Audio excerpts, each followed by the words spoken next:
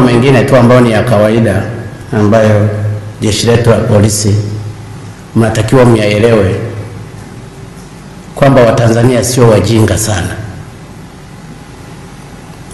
Wanafahamu na wanajua kuanalyze mambo. Niwatolee mfano tu. Alipotekwa huyo Mohamed, tulipata story nyingi za maelezo. Wameteka wazungu wa aina fulani ya wazungu. Lakini lilipokuja kumalizika lile swali, linaweka maswali mengi zaidi. Kwamba huyu aliyetekwa amekutwa Gymkhana usiku. Watu wanajiuliza aliendaje pale?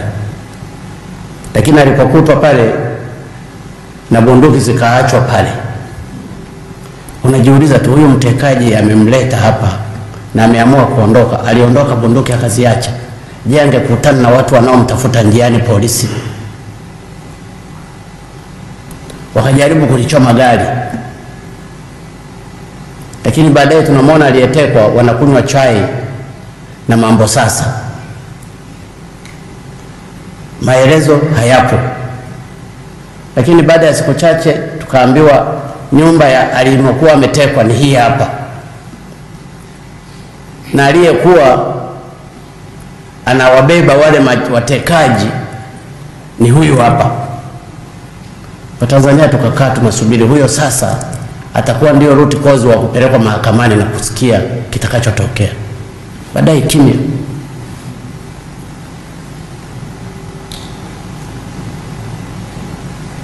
Kimya mpaka leo, miezi imepita. Sasa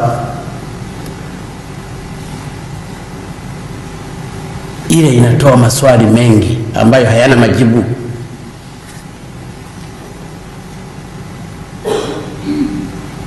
Labda ndio mambo ya kisasa kama lilivyo kamanda mambo sasa wa hapa Dar es Salaam. Kwa sababu Watanzania walitegemea baada ya kushikwa yule aliyekuwa na wafeli wale, kesho yake wangemwona yuko mahakamani na angeweza akawataja. Lakini Watanzania walitaka kuona huyo mmiliki wa nyumba angalau akajibu, nyumba yako mtu anaingia wanakaa siku ngapi bila hata kujua walioingia kwenye nyumba yako ni nani? Hakuna majibu. Haya, hata kama Watanzania watanyamaza, lakini mioyo yao haitakuwa clear. Sasa vitu kama hivi vinatoa dosari. Hizi dosari ndogo ndogo zinalichafua jeshi la polisi. Lakini kuna mambo mengine tu ambayo ni ya kawaida ambayo jeshi letu la polisi mnatakiwa myaelewe kwamba Watanzania sio wajinga sana. Wanafahamu na wanajua kuanalyze mambo. Niwatolee mfano tu. Alipotekwa huyo Mohamed, tulipata story nyingi za maelezo. Wameteka wazungu wa aina fulani ya wazungu. Lakini lilipokuja kumalizika lile swali, linaweka maswali mengi zaidi. Kwamba huyu aliyetekwa amekutwa Gymkhana usiku. Watu wanajiuliza aliendaje pale? Lakini alipokutwa pale na bunduki zikaachwa pale, unajiuliza tu, huyu mtekaji amemleta hapa na ameamua kuondoka, aliondoka bunduki akaziacha. Je, angekutana na watu wanaomtafuta njiani polisi? Wakajaribu kulichoma gari. Lakini baadaye tunamwona aliyetekwa wanakunywa chai na mambo sasa. Maelezo hayapo. Lakini baada ya siku chache tukaambiwa nyumba ya alimokuwa ametekwa ni hii hapa, na aliyekuwa anawabeba wale watekaji ni huyu hapa. Watanzania tukakaa tunasubiri huyo sasa atakuwa ndio root cause wa kupelekwa mahakamani na kusikia kitakachotokea. Baadaye kimya.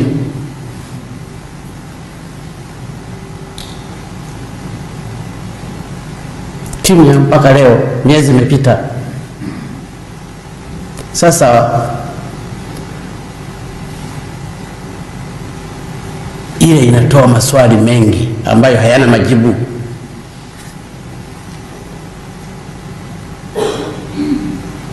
Labda ndiyo mambo ya kisasa kama lilivyo kamanda mambo sasa wa hapa Dar es Salaam, kwa sababu Watanzania walitegemea baada ya kushikwa yule aliyekuwa na waferi wale,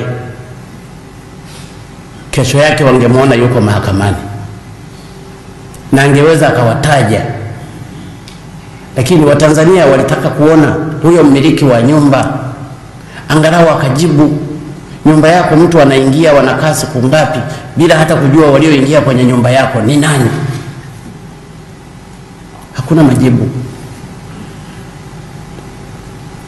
Haya, hata kama Watanzania watanyamaza, lakini mioyo yao haitakuwa clear. Sasa vitu kama hivi vinatoa dosari. Hizi dosari ndogo ndogo zinalichafua jeshi la polisi.